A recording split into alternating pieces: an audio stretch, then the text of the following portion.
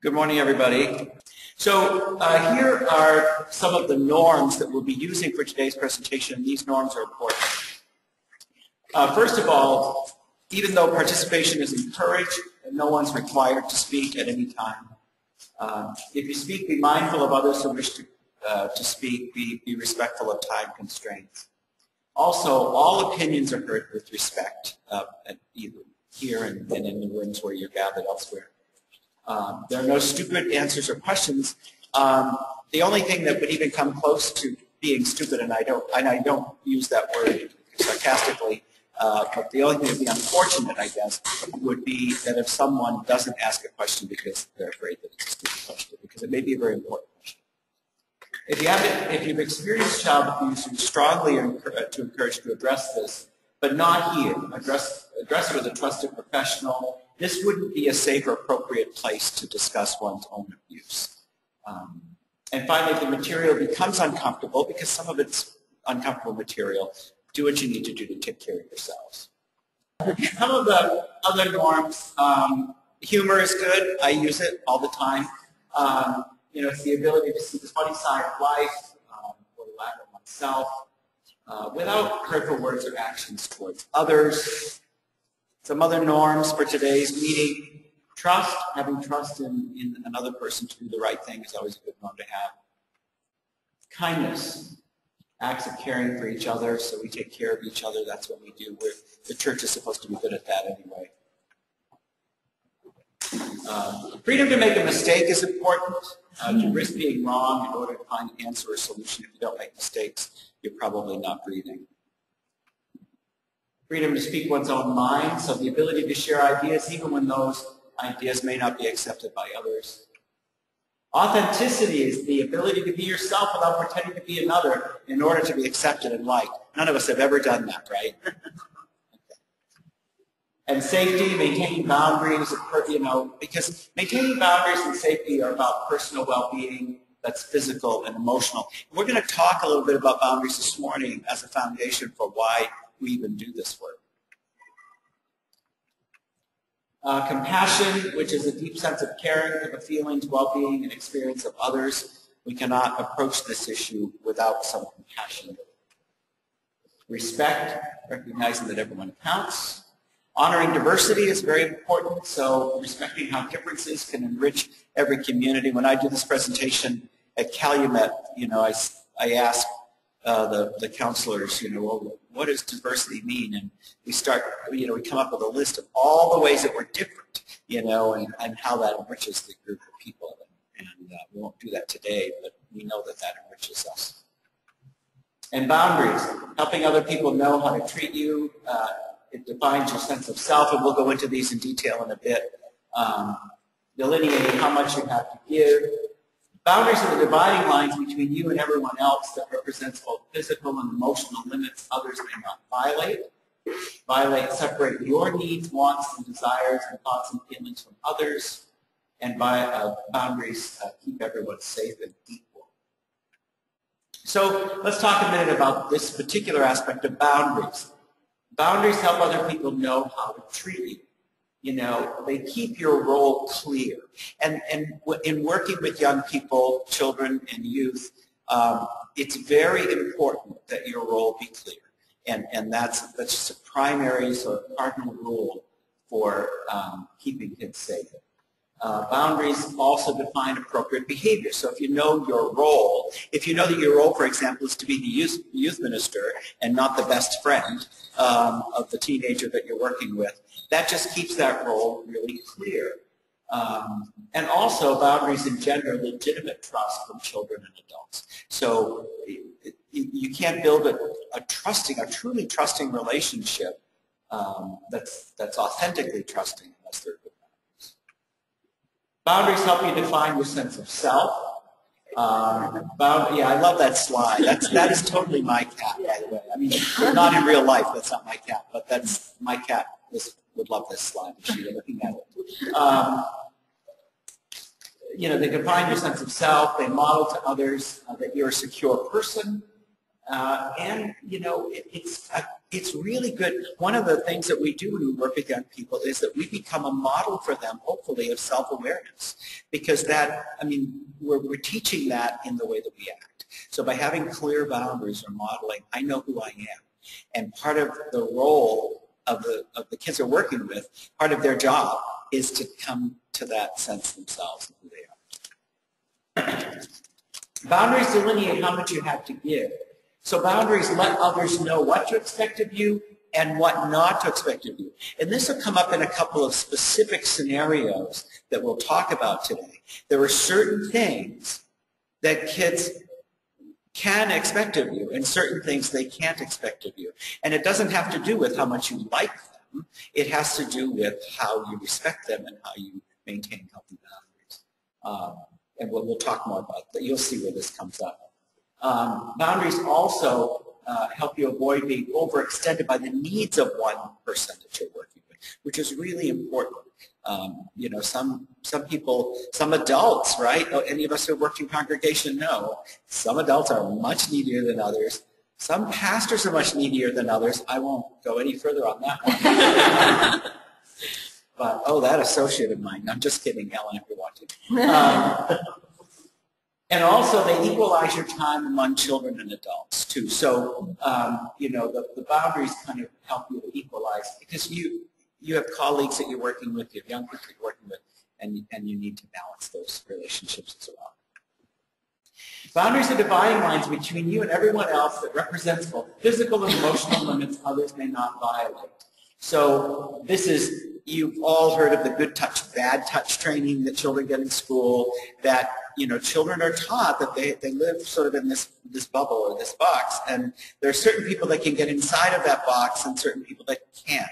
And so hopefully our children are being taught that there's a difference between someone touching them in a certain way if they're one of their parents and is taking care of them, or their doctor or nurse or someone like that, or their dentist. There's a difference between reaching in and touching their body for that person than there is for other people. And so we start delineating those limits. So keeping those boundaries in mind models personal safety. It ensures consistency in our programming, too, when we know what boundaries are.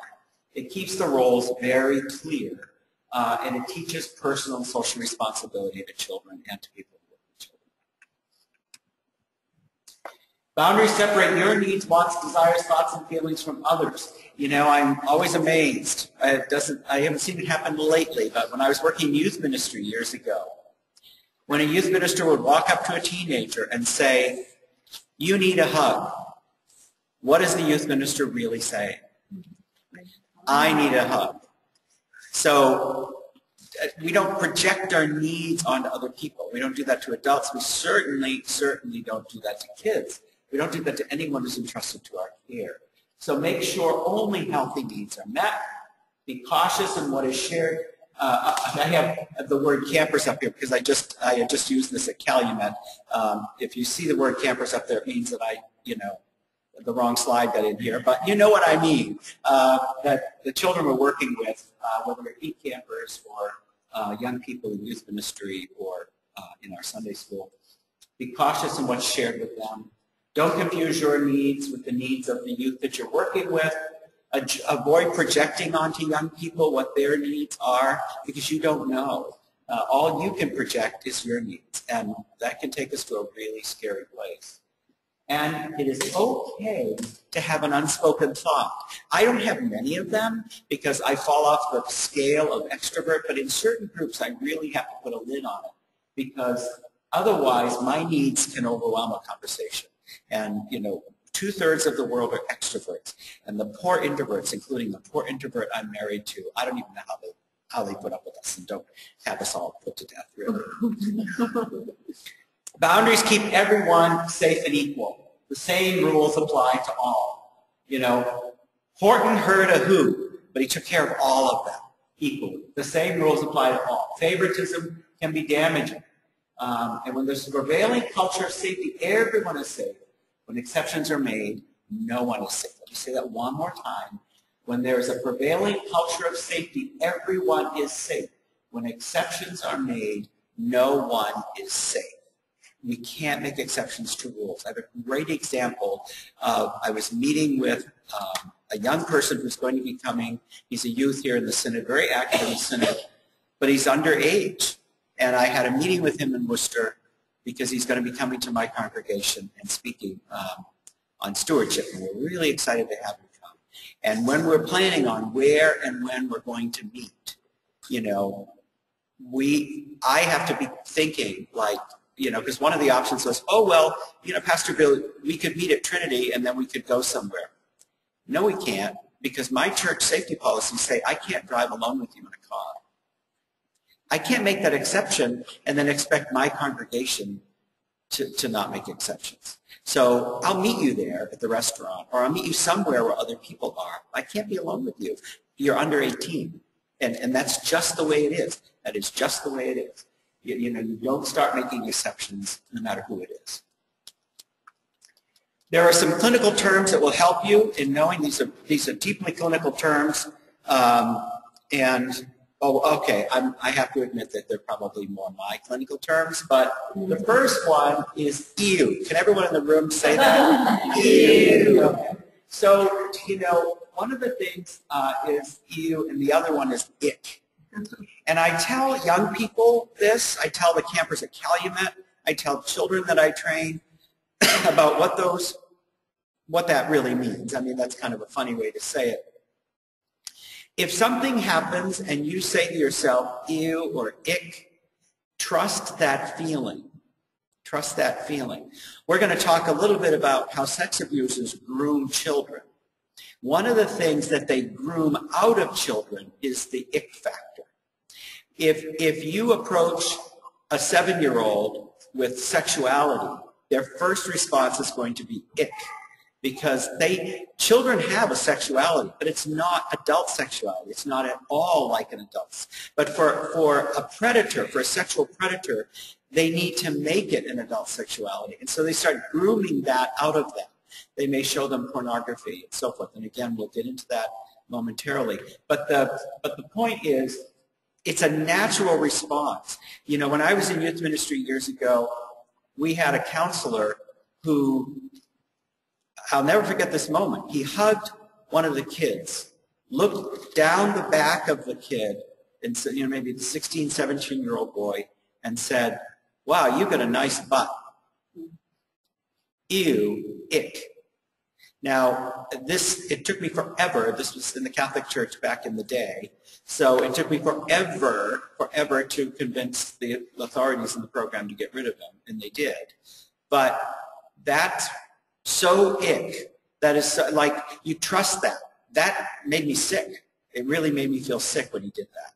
Trust that. So, you know, a lot of times people, I don't think, trust themselves enough to say, I'm having this creepy feeling, should I do something about it? Now, you know, you might have the creepy police out there who are like everything that makes them feel creepy. You know, I would say if you have that creepy feeling about somebody who's working with kids, at least talk to somebody about it and say, I had this reaction when so-and-so said such and such or did such and such, and then check it out with somebody else, you know. But trust it. Really trust those feelings. We're going to do a self-assessment now. What I encourage you to do is, you don't have to keep a tick sheet of how many you get right and how many you get wrong. But in your head, kind of keep an idea of like, well, how many, because it's important, I think, when we assess training to get from people what they learn, something that they learn new. So the purpose of this is not to say, oh my gosh, you know, how much don't you know? But really, well, sure it is. It's all about leadership. Because it ensures my job security for years. 32% of child abuse and neglect victims are under the age of 4. True or false? So you can have the answer in your head if you want. The answer is true. Why would that be true? Why would 1/3 of all victims be at such a low end of the age scale? Why would that be true? Any people in the room want to pipe up? Household or close family access. Right, yeah, so they're still at home a lot, and so we know that the vast majority of child abusers are parents. If there's severe injury to a 3-year-old, there's about an 88-point-something% chance that injury came from mom or dad. So that's for sure. And keep in mind, any of us who have ever lived with a child 4 or younger know that they don't have great language skills. They don't have great refusal skills. They're pretty vulnerable. You know, I mean, there are lots of little children that are in this statistic, like shaken babies, for example, babies that are shaken by angry, you know, parents or step-parents, children who are burned and scalded as a punishment for soiling their diapers. We see a lot of these cases where they're put in a real hot tub of water and end up in the ER with 2nd and 3rd degree burns. Those children can't prevent that from happening to themselves. So the vast majority of victims are really on that low end of the scale. The other thing is they don't have the language to disclose. So a forensic interviewer, there are guidelines for forensic interviewers of child abuse victims. I was trained in the guidelines. I don't interview children anymore, but one of the guidelines is you never interview a child under the age of 3 because they don't have the language for it. You just can't. It's not a reliable interview. It really isn't. People will say, oh, you know, this 2-year-old just said such and such. Well, it's not really a disclosure, you know, in the way you would like it to be, but you can't. I mean, you just can't make a 2-year-old talk like a 12-year-old. That's just impossible. Yes? Is there a culturalization? Because when you just said about that, you know, soiling the diaper, it's like a child is going to have a food in their diaper, where else do they to be angry with them for doing it? Is there like a lack of training that would go with the parents? Is there? Okay, so the question's been asked about, I gave the example of scalding a child because they soiled their diaper, and whether that's a lack of training. Maybe. I mean, there may be a lack of training, but even a parent who is not trained should instinctively know that you don't put a child in scalding hot water, you know, because you just don't do that. The vast majority of those particular injuries, those particular inflicted injuries, are by male step-parents who don't have children of their own. And they are also among the highest percentage of people who shake babies are male step-parents. So it's not always the parent who does it necessarily, but it may be mom's boyfriend. It could be mom. It's a very low percentage of moms who do this. But just recently, I did do a parenting evaluation of this couple where this child was scalded, and the investigation really pointed to the stepdad. And so it's usually someone who's not invested in the child in the same way that a biological parent is, not invested emotionally. Also, you're dealing with other pathologies. I mean, this guy in this particular case had a long violent criminal history, and so there was a propensity for violence already. He was beating up the mom. He had beaten up, you know, kids before. So it's, you know, a lot of times these cases will come to us and they'll say, well, you know, we just need more parent education. Well, you can only educate so much instinct into people. Either you've got a parenting instinct or not. You know, one of the other examples I use, and we'll move on, is I had for years and years a female cockatiel. She just died this past year. Her name was Dingo, because cockatiels come from Australia. I got her when Meryl Streep made that movie where she says a dingo ate my baby, if you ever saw that movie. So anyway, Dingo would occasionally lay eggs. Now, these eggs weren't going anywhere because the male cockatiel was in another cage, because all they did was fight when they were together. But nonetheless, she laid eggs, and you could not go near the cage when she when she was sitting on an egg. You knew, because when you'd reach in there to feed her, she would bite you. And I've worked with parents who have less parenting instinct than that. Like Dingo had much better parenting instinct than many of the moms and dads that I have worked with in my career as a forensic psychologist. That's scary, but that's true. I mean, either you have it or you don't. Either you're Dingo or you're not. And heaven forbid you try to take that egg out of there. You would have to wait till she was asleep and then quietly take this never to be fertilized egg out of the cage, and then she'd forget that she had had the baby, which is not a great parenting thing. Girls are more likely than boys to experience sexual abuse. True or false? True. Depending on the dating you use, girls are upwards of 4 times more likely to experience sex abuse. It really depends on who did the data. It's anywhere from 2 times to 4 times more prevalent. And the criteria for the studies are different. That's why the percentages are off.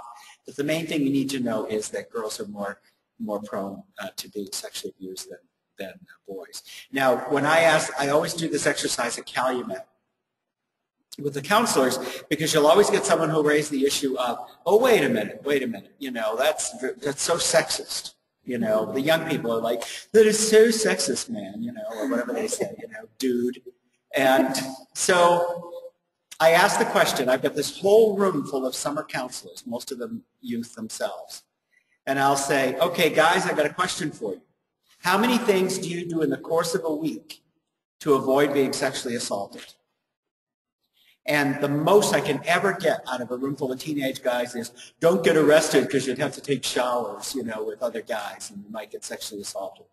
Other than that, I get nothing from them. And then I say, okay, guys, sit down.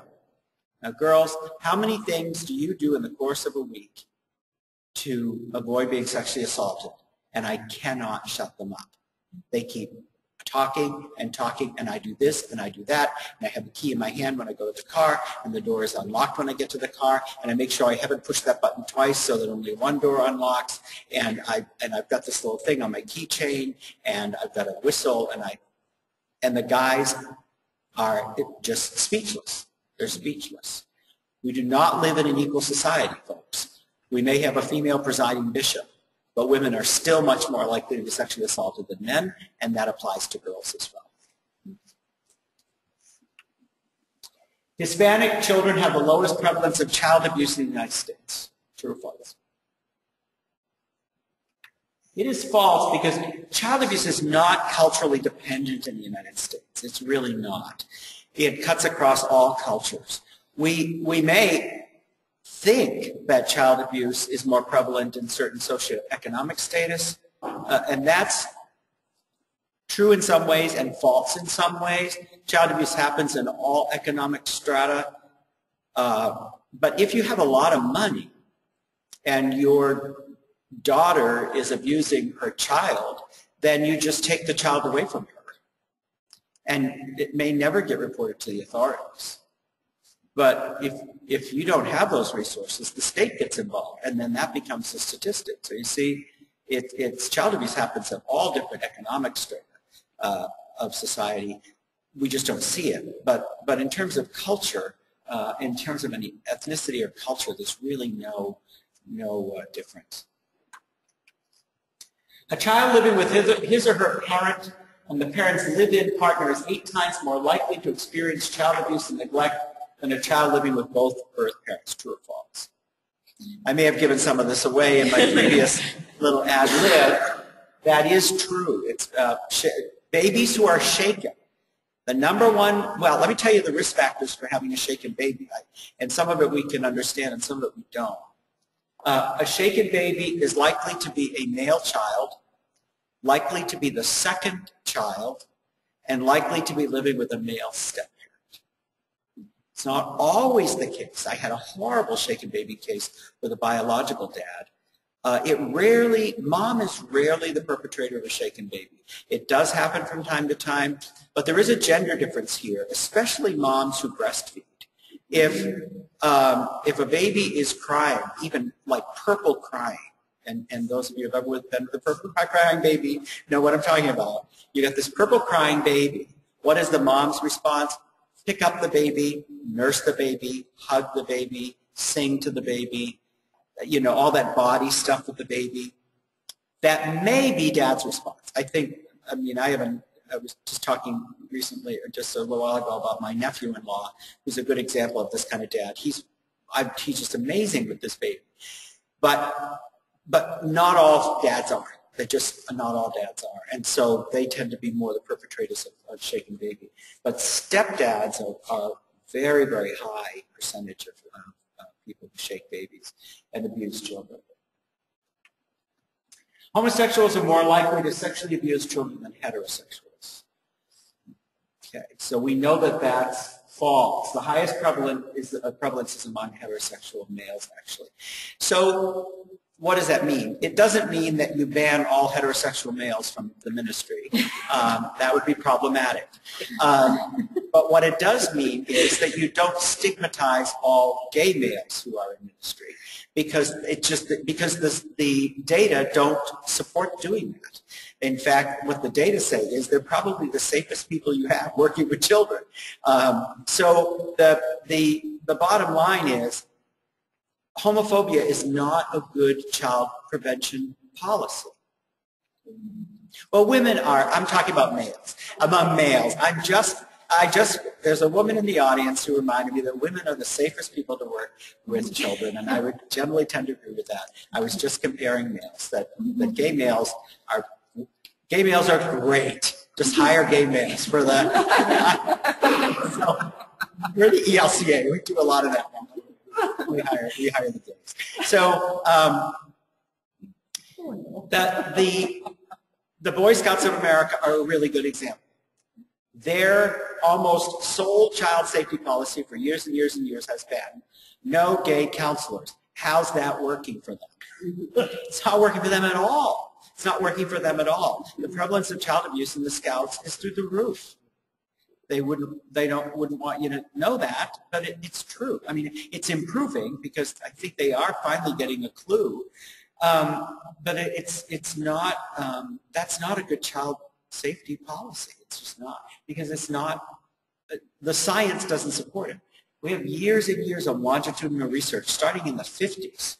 You know, that's a lot of longitudinal research. That's research that's as old as I am. It's wicked old, as we say. Unemployed parents are more likely to abuse their children than our employed parents.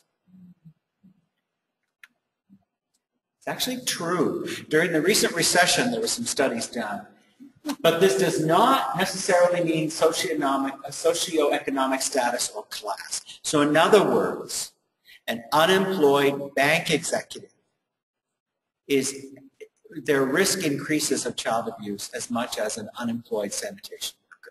So it's not their social class, it's just their employment status. There are stressors, there are known risk factors for child abuse, one of them being socioeconomic stress. That is a statistic. I have a question. I was going to ask if there was causal research. Was it access or stress?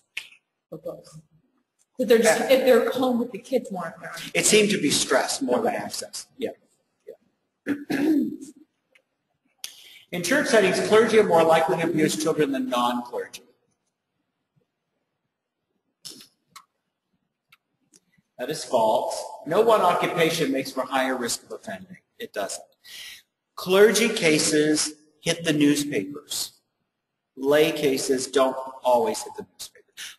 Just about every church case hits newspapers, but it's just that, you know, like the clergy sex scandal in the Roman Catholic Church made it look like you don't want your children going to a Roman Catholic church, you know, and the fact of the matter is those children were never less safe in those churches than in many other settings. But because it was the Roman Catholic Church with very restrictive policies on human sexuality and all of that, and priestly celibacy, of course it's going to make the news. And so you could begin to get the impression that clergy are more risky.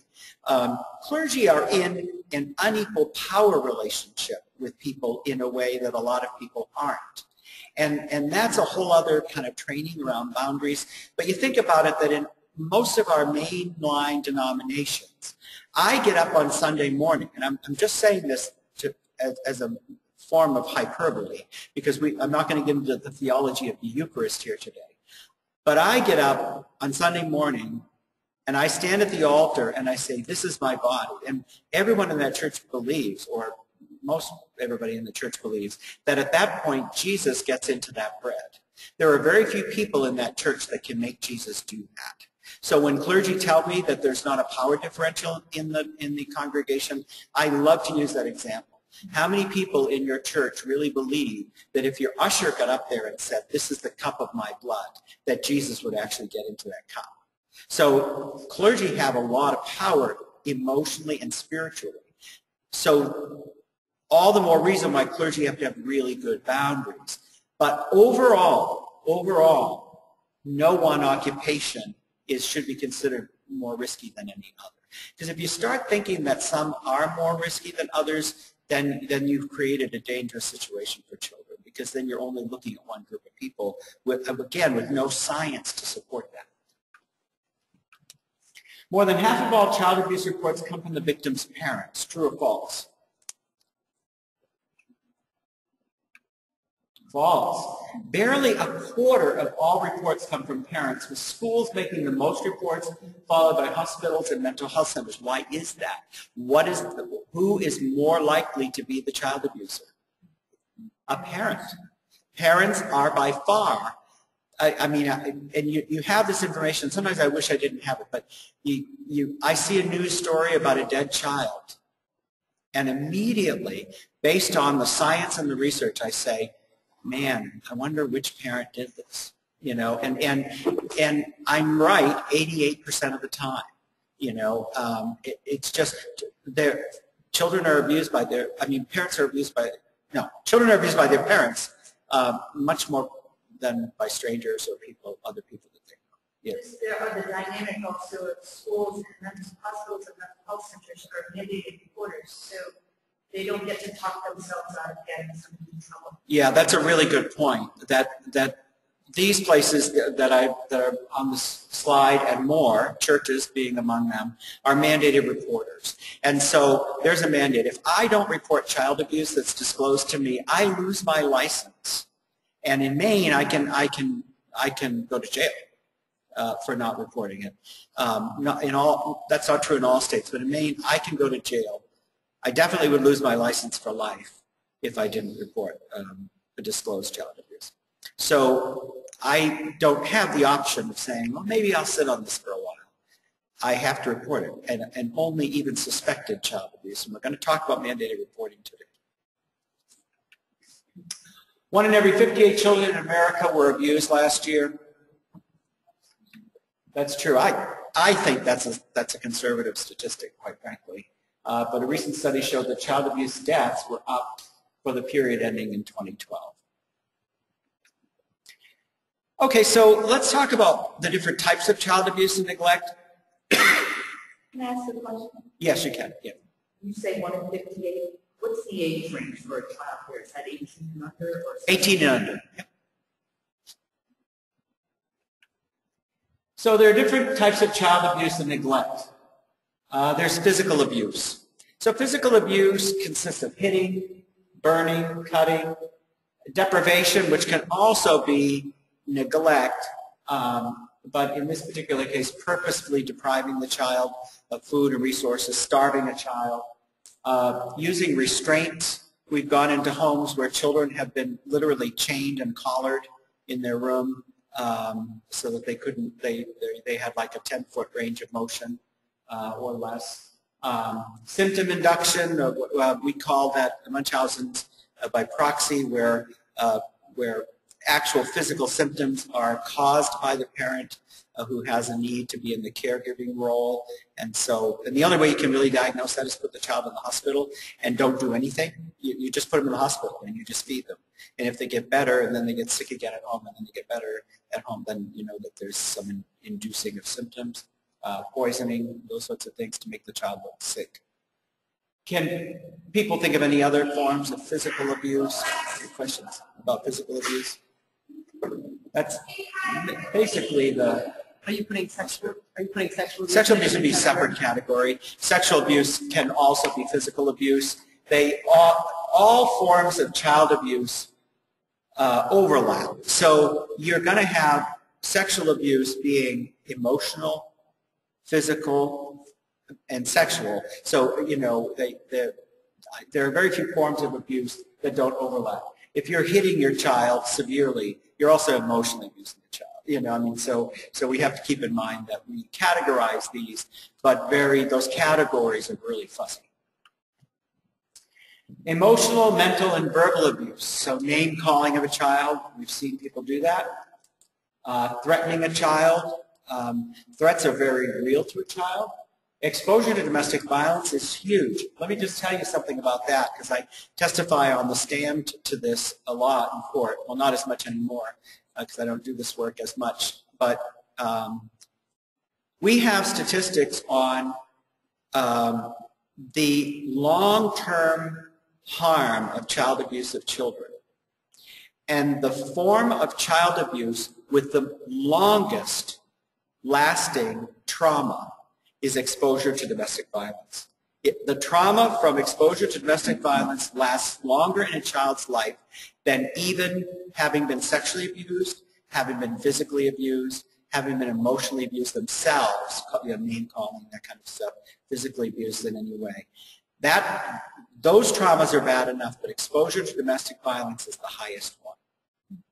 You know, and when you think about it, you know, I was just talking earlier before we got started today. I have plantar fasciitis.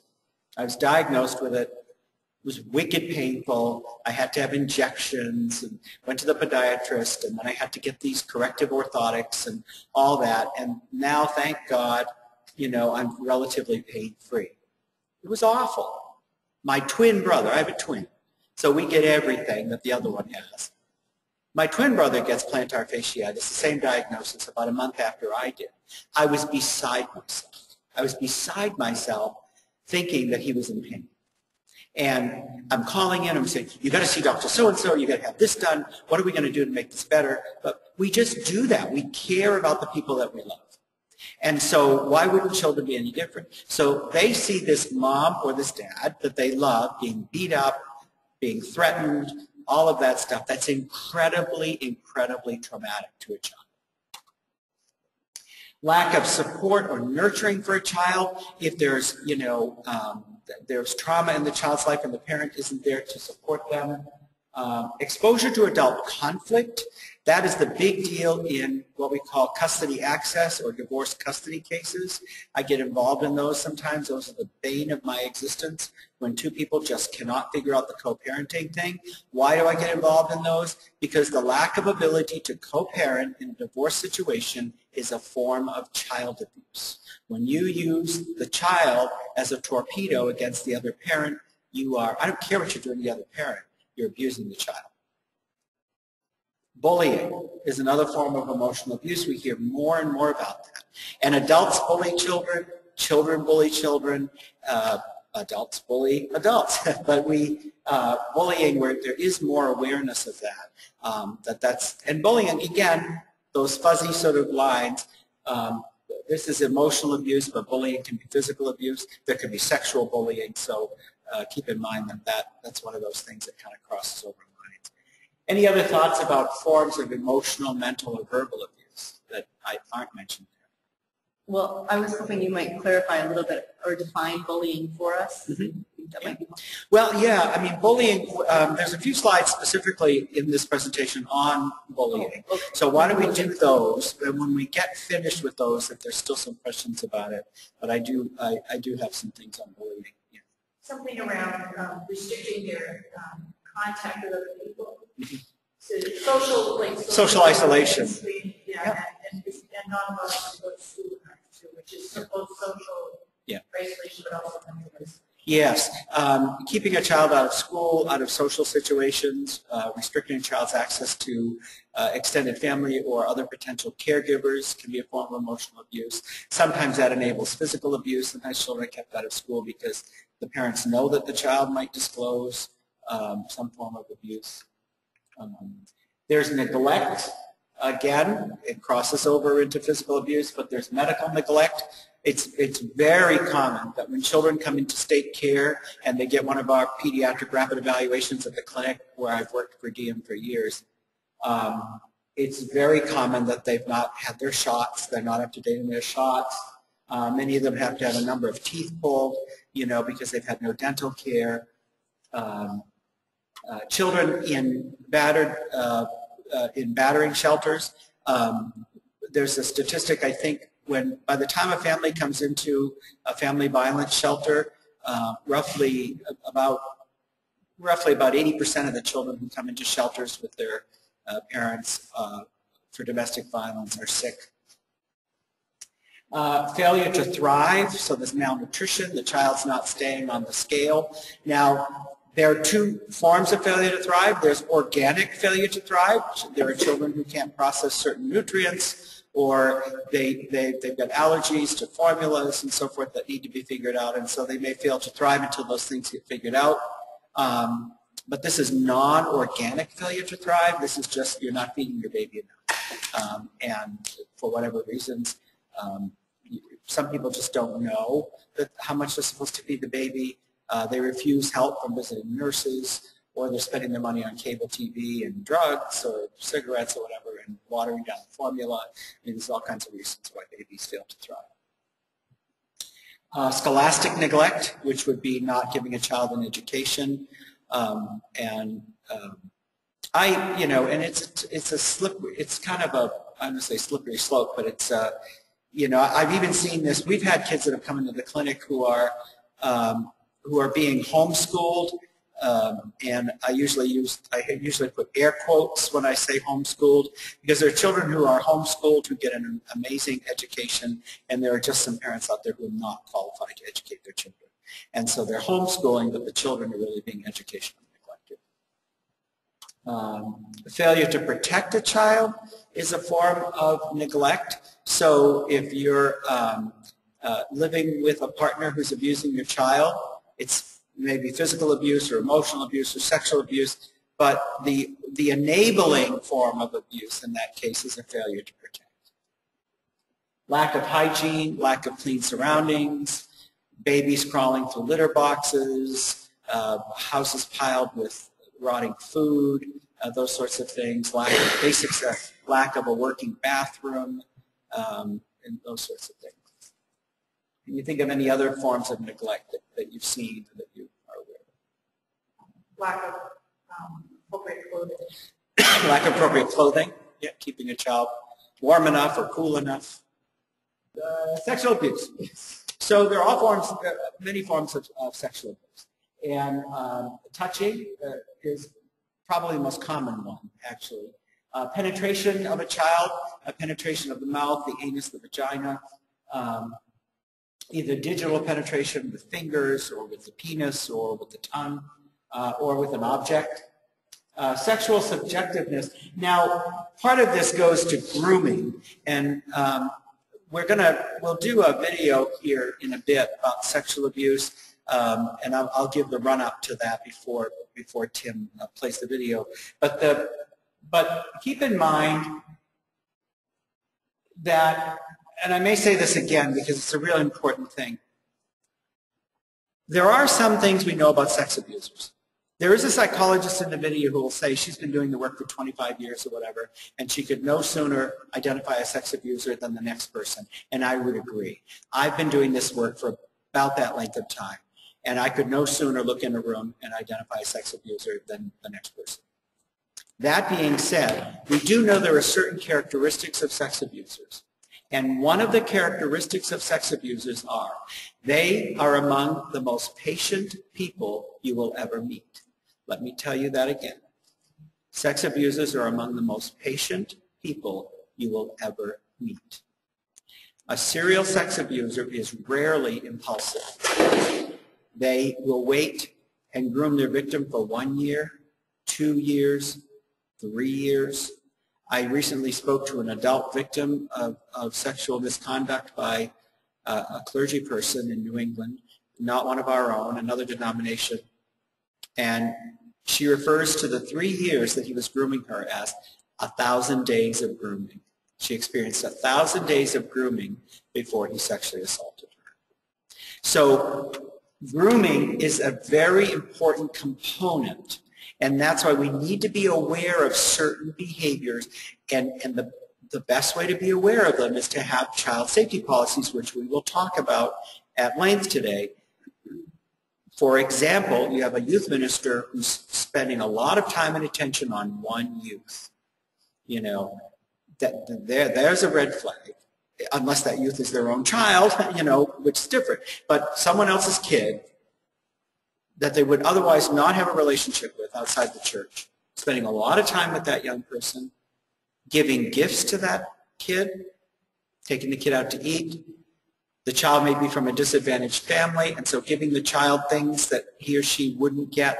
It's the whole Jerry Sandusky thing, you know, from Penn State, you know, where these kids are from disadvantaged homes. He's taken them to ball games, introducing them to NFL players and to college athletes that they never would get to meet, taking them to college football practices, taking them out to eat, taking them on trips, grooming, grooming, grooming.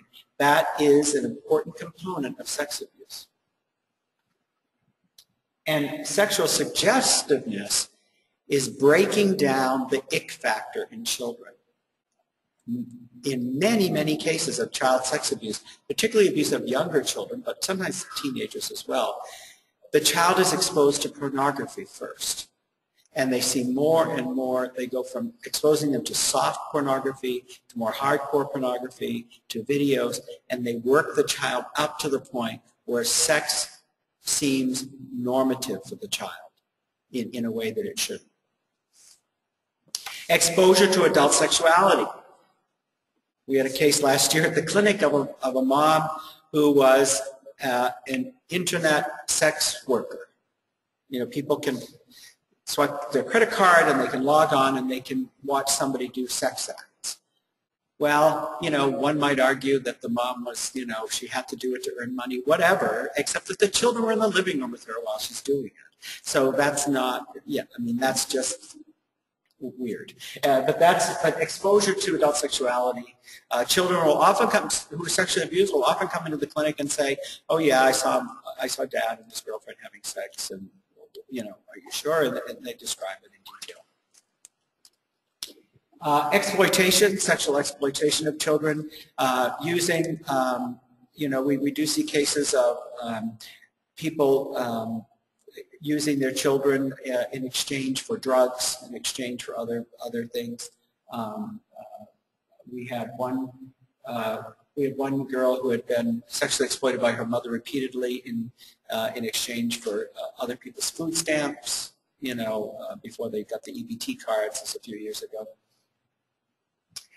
Rape, obviously, is a form of child abuse, and that is one could argue that all child sexual abuse is rape because the child really can't give consent.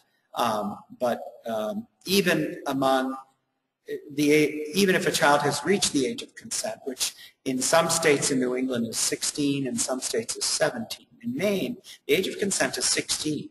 A 50-year-old can marry a 16-year-old in Maine legally. Can have sex with a 16-year-old if it's consensual.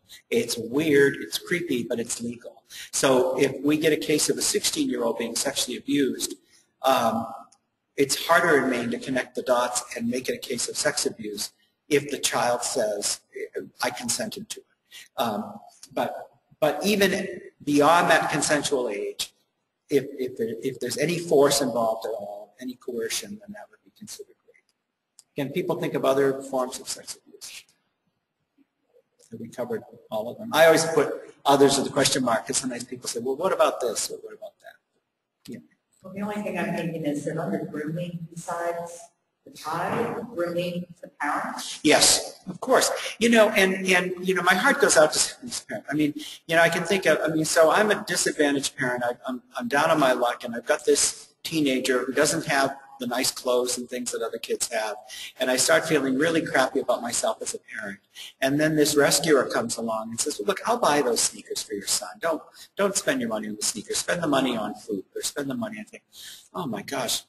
This guy's wonderful. I mean, you know, I mean, I could see where a parent could totally be taken in by that, and I don't fault the parent for that. I mean, you know, parents don't undergo sex abuse prevention training mainly, and they may not see it.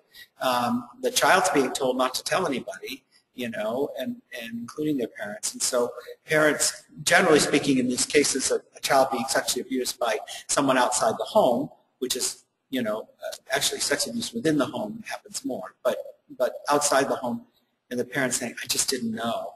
well, they may not have known because they were being groomed as well. The whole family might be groomed. We had an awful priest sex abuse in the Catholic Church years ago. This visiting missionary every summer would come to Maine, and up in northern Maine, where I had been a pastor actually at one time, in St. Agatha, in English it's St. Agatha, Maine, and he would come through, and he would always stay with the same family, and he would always take the oldest son to Montreal for a week-long vacation. And he was raping his children and telling them that if they told anybody, their whole family would go to hell, and their whole family would die horrifically, the farm would fail. I mean, you tell them all these things. The parents thought this guy walked on water because these kids would never have gotten to Montreal otherwise.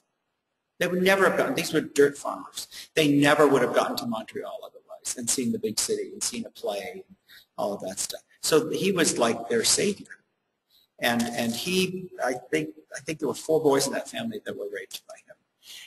And we only found out when one of the guys, the boys had repressed it, and one of the guys got in the military and was discharged for post-traumatic stress, and his post-traumatic stress was every time he got in the gang showers, he would go into a fetal position and be inconsolable for hours. And he did some therapy, and they realized that this is what happened. And the guy, we found him. He was married. He had left the priesthood. He was married, living on Long Island, and through a friend of a friend, I helped the authorities to find him, which some people weren't happy about. But that was grooming the family. That's a really good one. I think I might add that to my slide, and I'll send you your feed. All right. Yeah. For kids who you told the parents your child is sick, you have to come to me. Yeah, lots of it. Another case, another awful case of child abuse in the Catholic Church, and believe me, they don't, I do work for Methodists and Episcopalians in New England. Believe me, the Catholics are in good company. I mean, it just happens that their cases are more out there. But there was the whole Father Bruce Ritter, the Covenant House thing in New York, was another bad case where he was taking kids off the streets, literally, these homeless, throwaways, runaways. He was housing them, feeding them, doing career training, educating them, and everything. And I was still a Catholic priest back in those days. Everything was Father Ritter, Father Ritter, Father Ritter. It was like the Junipero Serra of the modern day Roman Catholic Church. I mean, he was like the Mother Teresa of the United States. But there was something that creeped me out. He had written a book. I can't even remember the name of the book. And he came on a book tour to Maine. I had dinner with him and a few other priests. And at the end of dinner, I turned to this old retired priest who had been an ethicist for years. And I said, "Does this guy creep you out?" And he said, "He does." He said, "He gives me the willies." And in the book, he describes these street kids like, oh, Johnny was, we had just taken him in up the street, and he was sleeping in his room in his underwear. And he's like describing things about these kids that, what? And people are giving this guy money and patting him on the back and saying, "You're a great guy." I think he had groomed the whole church. He had groomed the whole church into believing that he was doing nothing but good with these kids. And then one after another, these kids got the courage to disclose. And then they got rid of him, and they appointed like a 75-year-old nun who administered some hospital in New York to be the head of Covenant House, and she rescued them. But he was awful. He was a horrible predator who had groomed millions of people. Was making money hand over fist because he was so good at grooming. Yeah. So, okay, in the interest of time, we want to move on to the video. A man in his 20s accuses a long-standing pastor of repeated sexual assaults. A man in his 20s accuses a long-standing pastor of repeated sexual assaults during counseling sessions when he was 11 to 14 years old. A volunteer at a Sunday school is accused of inappropriate touching and fondling by first one, then a score of children over a number of years. A volunteer at a Sunday school is accused of inappropriate touching and fondling by first one, then a score of children over a number of years.